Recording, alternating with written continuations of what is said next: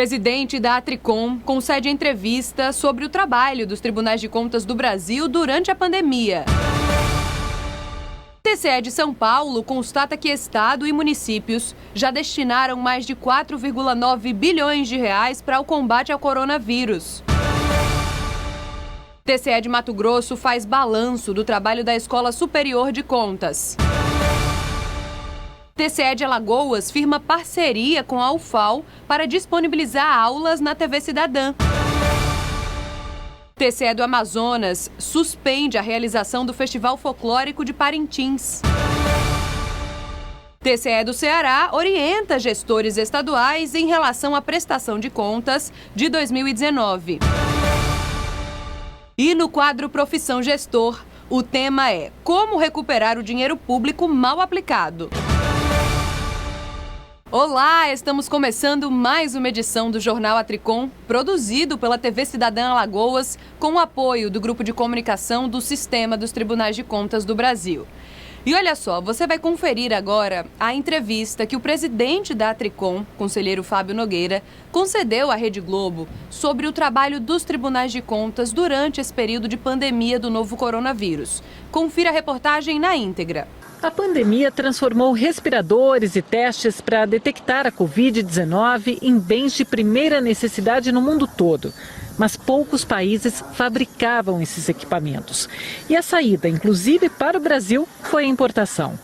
Para agilizar o processo de compra, em maio, uma medida provisória flexibilizou as regras das licitações.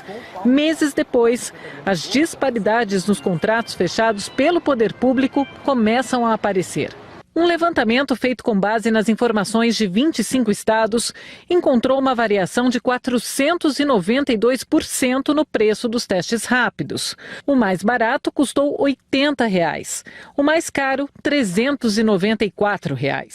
No caso dos respiradores, a diferença encontrada chegou perto de 200%. O equipamento foi comprado por R$ 10 mil e por R$ 110 mil.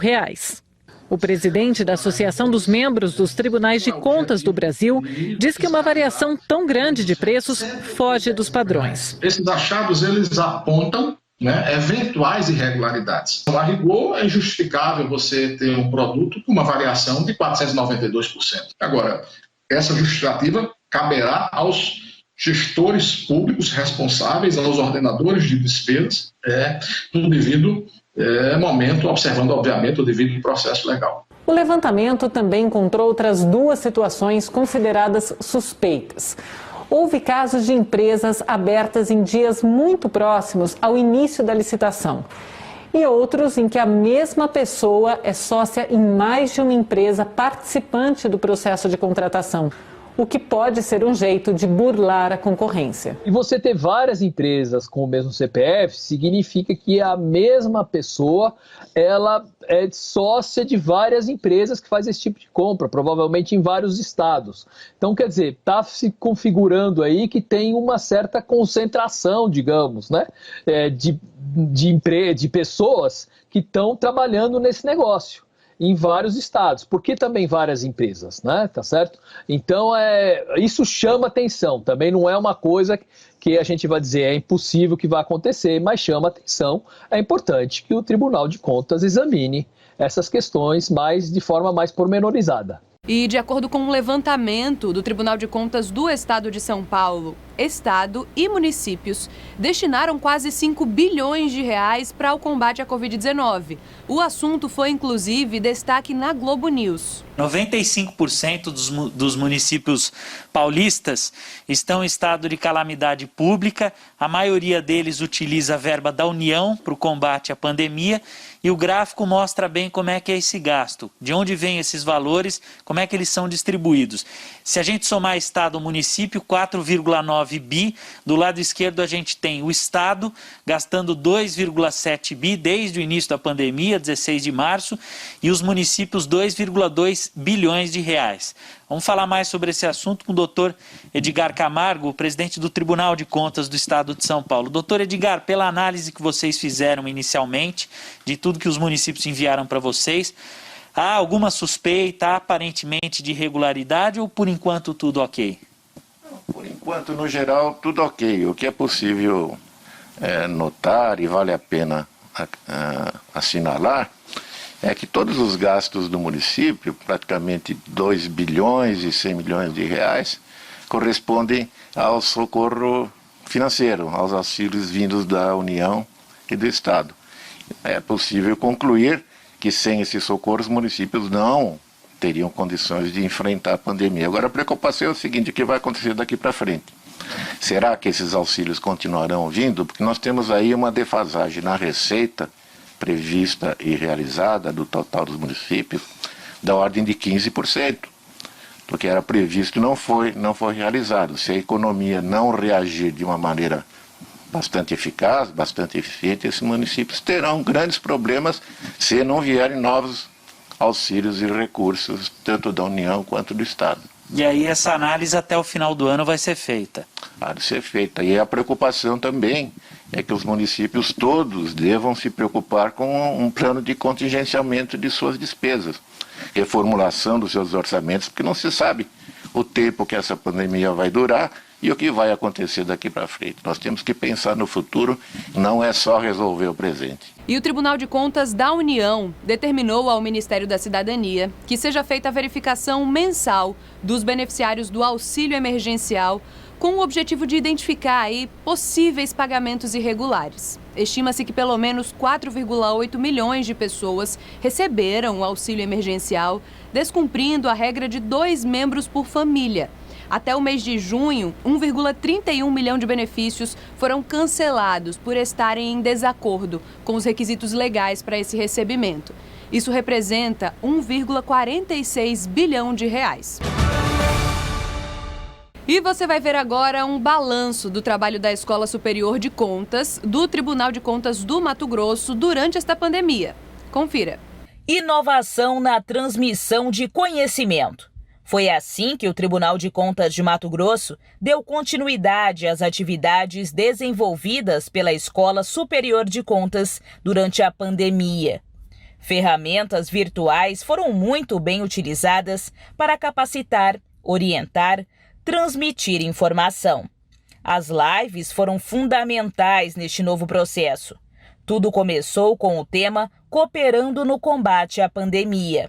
Daí para frente, os assuntos foram diversos, de saúde pública, transparência e controle social, aos desafios da educação em Mato Grosso. Enfim, nós procuramos envolver todos os segmentos neste debate para produzir conhecimento, esclarecimento, orientação no enfrentamento deste momento tão singular.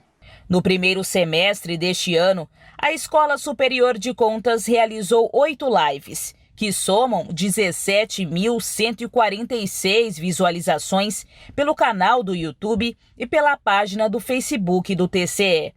Além desses debates que produzem conhecimento, a Corte de Contas promoveu a 7ª edição do curso de Extensão Cidadania e Controle Social. Foram 2.260 inscritos para 1.000 vagas. 87% dos municípios de Mato Grosso participaram. E agora, com as circunstâncias todas dessa emergência de saúde pública, as pessoas se sentiram talvez mais motivadas ainda ao exercício do controle social e à participação no ensino à distância. Então, calhou uma necessidade com a oportunidade que é a oferta desse curso de grande qualidade. Essa oferta de conhecimento deve continuar com muito conteúdo de qualidade. A Escola Superior de Contas está preparando novas atividades. O TCE no trabalho de orientador da gestão pública. Então esse é o papel do tribunal: orientar, esclarecer, apresentar as boas práticas, mostrar qual é o caminho correto. O Tribunal de Contas do Estado de Alagoas firmou uma parceria com a Universidade Federal de Alagoas para possibilitar que alunos que não têm acesso à internet consigam assistir às aulas preparatórias para o Enem por meio da TV Cidadã, TV aberta. Acompanhe. O convênio firmado entre a Universidade Federal de Alagoas e o Tribunal de Contas do Estado de Alagoas permite que, a partir de agora, todo o conteúdo audiovisual produzido pela UFAL seja exibido na TV Cidadã. Neste primeiro momento, o foco são as aulas preparatórias para o Enem. O objetivo é proporcionar um aprendizado completo para os alunos que não têm acesso à internet. Olha, a ideia surgiu da possibilidade, desse momento que nós estamos vivendo, da pandemia, de dar oportunidade a esses alunos que estão agora ainda, não sei se vai mudar a data, mas fazer o Enem, a possibilidade deles terem maiores conhecimentos e um conhecimento, vamos dizer assim, equilibrado com os alunos do setor privado. Segundo o reitor da UFAL, com essas videoaulas na TV aberta de forma gratuita, os alunos terão acesso a todos os assuntos das mais variadas disciplinas que são exigidas no Exame Nacional do Ensino Médio. Nós temos conteúdos que são basicamente aulas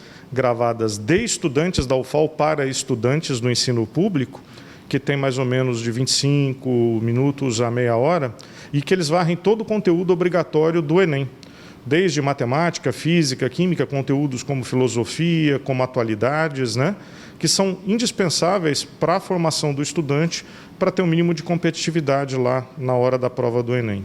Mas tem uma coisa muito interessante, a divulgação dessas aulas pela TV Cidadã, ela atende ao requisito de ampla divulgação pelas vias abertas, de uma TV aberta, já que grande parte desses estudantes não tem acesso a ferramentas como internet, acessibilidade de mídias sociais. Então, mesmo que esse conteúdo esteja disponível no YouTube, por exemplo, transmitir esse conteúdo pela TV aberta é fundamental para a gente atingir o maior público possível. Outros tipos de conteúdos produzidos pela universidade também devem ser exibidos na TV Cidadã Alagoas. As atividades desenvolvidas pelo convênio serão coordenadas pelo diretor de comunicação do Tribunal de Contas, Geraldo Câmara, e pelo pró-reitor de extensão da UFAL, professor Cleiton Santos. Essa parceria deve ainda trazer oportunidades futuras de capacitação para os servidores do TCE. Essa parceria, inclusive, nesse convênio que nós assinamos, ele abriu um guarda-chuva no sentido de exatamente para o tribunal como um todo, a gente ter parcerias através de pós-graduação, mestrado, ou seja, algumas coisas que vão favorecer os nossos servidores para que possamos, através da nossa escola de contas, ter essas pessoas qualificadas e depois a gente ser fator multiplicador para os servidores dos municípios que são mais carentes, que precisam também ter essa atualização sempre, porque a legislação muda muito. E eu achei fantástico e o reitor tranquilamente aceitou a proposta e a gente vai dar continuidade. Vamos começar agora com uma ação que eu vou conversar com nossos colegas conselheiros, ver qual seria o assunto, vamos dizer assim, do momento. E se há o momento agora de fazer à distância, a gente espera um pouco para que passe essa onda da pandemia, mas o canal está aberto, a parte de convênio está pronta e vamos agora seguir, vamos dizer assim, com esse projeto, que eu acho que é um projeto fantástico. O Tribunal de Contas do Amazonas suspendeu a realização do Festival Folclórico de Parintins, que estava previsto inclusive para novembro deste ano. O Festival de Parintins é considerado um dos eventos mais expressivos e populares do Brasil. A disputa dos dois bois, Garantido e Caprichoso, acontece tradicionalmente no último final de semana de junho e, por conta da pandemia, tinha sido adiada para novembro deste ano. O festival atrai turistas do mundo todo e Parintins, que tem aproximadamente 100 mil habitantes, na época do evento chega a receber quase a mesma quantidade. Moradores da cidade estão preocupados e manifestam contra a realização do evento, pois sabem os riscos da proliferação do Covid-19. Não deve acontecer porque assim, ainda não está bom ainda, Que Deus o livre, vem um monte de gente para cá, pode piorar para nós, O relator das contas de Parintins, o conselheiro Júlio Pinheiro, por meio de medida cautelar, determinou a suspensão do 55º Festival Folclórico. Para embasar sua decisão, o relator consultou órgãos de saúde para uma análise técnica do caso, aos quais se mostraram contrários à realização do festival por violar as normas de saúde pública e as medidas de distanciamento social. Vale ressaltar que o município não tem sequer um leito de UTI. Nós fizemos várias notificações, à SUSAM, a Fundação de Vigilância Sanitária, ao IPAAN, a Secretaria de Cultura, para que exatamente a Secretaria não repassasse, se abstenha a repassar recursos para a realização desse festival ou utilizar recursos do próprio orçamento da Secretaria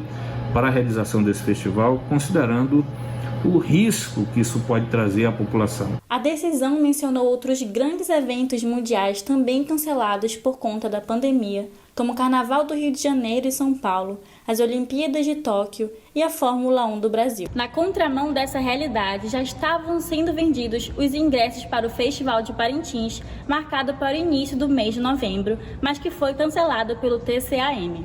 O que chama atenção é o fato do dono da empresa que comercializava os ingressos ser irmão do prefeito de Parintins, Frank B. Garcia. O Tribunal de Contas do Amazonas, cumprindo a sua missão constitucional, cautelarmente, numa posição do nobre conselheiro Júlio Pinheiro, suspende o Festival de Parintins, pelo bem da comunidade, pela saúde pública, porque além de envolver recurso público, uma ópera a céu aberto, a maior do Brasil como essa, iria pôr em risco, indiscutivelmente, todos que estariam ali para prestigiar e participar desse festival. Então, mais uma vez, o Tribunal de Contas do Estado do Amazonas deu uma decisão extremamente acertada, prevalece o bom senso e o respeito com o recurso público, com a saúde pública. Apesar dos primeiros sinais de melhoria em relação à pandemia, a realização deste evento, nesse momento, é visto ainda como perigoso.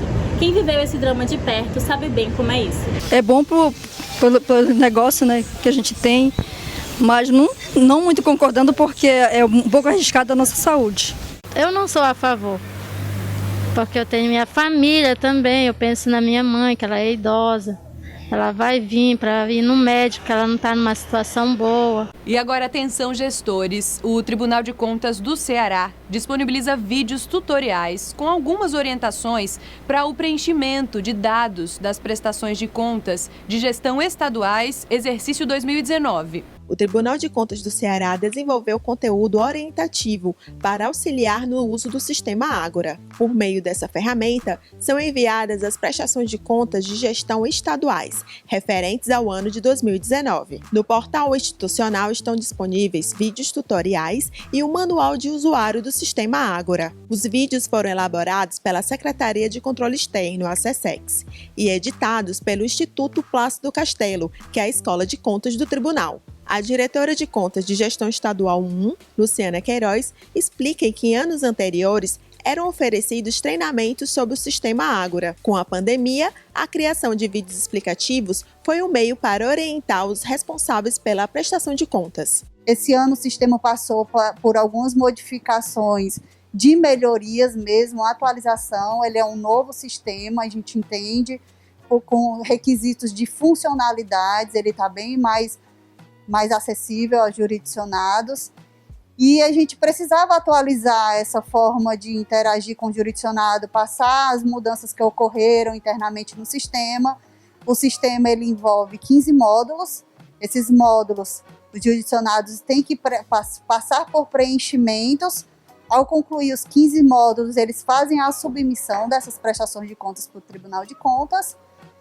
Então, a gente ficou pensando, a SECEX como um todo, na melhor forma de a gente fazer isso daí. E contamos que seriam esses vídeos tutoriais, que a gente poderia estar disponível na rede e não ficaria só preso àquele momento de um treinamento. Ele ficaria disponível para o momento que o jurisdicionado precisasse tirar dúvidas sobre algum preenchimento de algum módulo específico, ele teria acesso naquele momento, o instante que ele necessitasse. Para acessar os vídeos e o manual do usuário, basta clicar no ícone Ágora, no lado direito da página inicial do portal do TCE Ceará. O prazo final para envio das prestações de contas está previsto para 28 de setembro. Os procedimentos relativos a esta obrigação estão presentes no Ofício Circular número 2 de 2020, da Presidência do Tribunal. E vamos agora para mais um episódio do quadro Profissão Gestor, que é uma iniciativa incrível do Tribunal de Contas do Tocantins. O tema deste episódio é como recuperar o dinheiro público mal aplicado.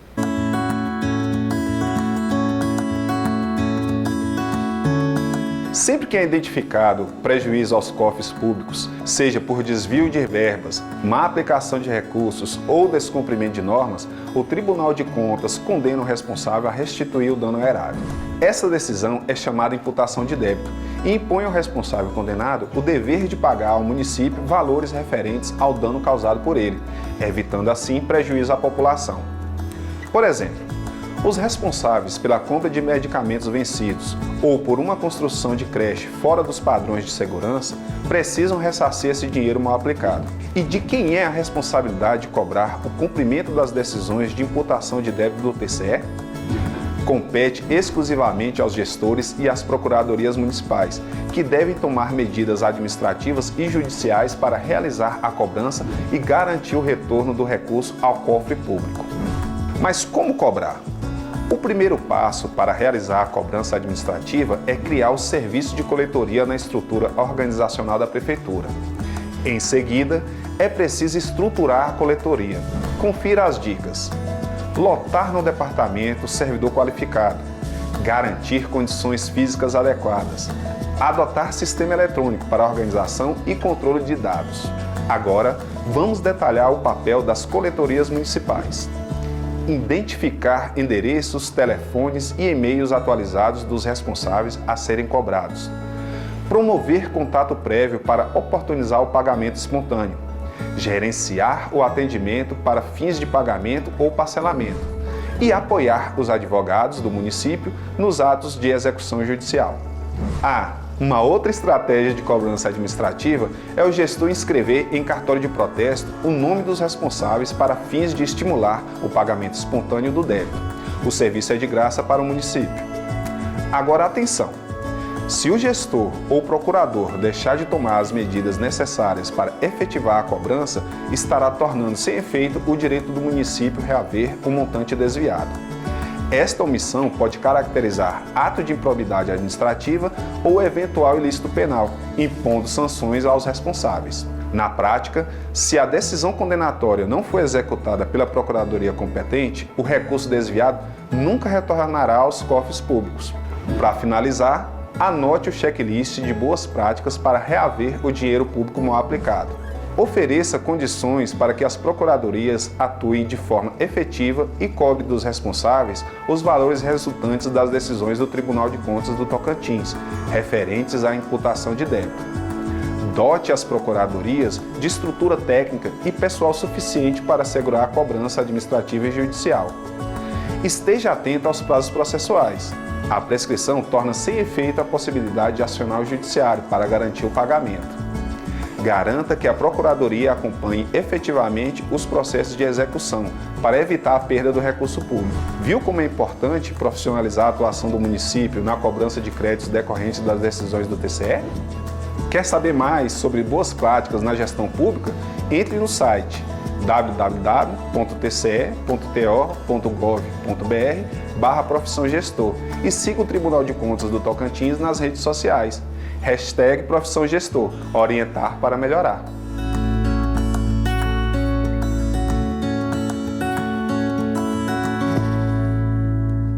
O Jornal Atricom fica por aqui. Acompanhe o nosso conteúdo lá no YouTube da TV Cidadã Alagoas e a gente se encontra então numa próxima edição. Até lá!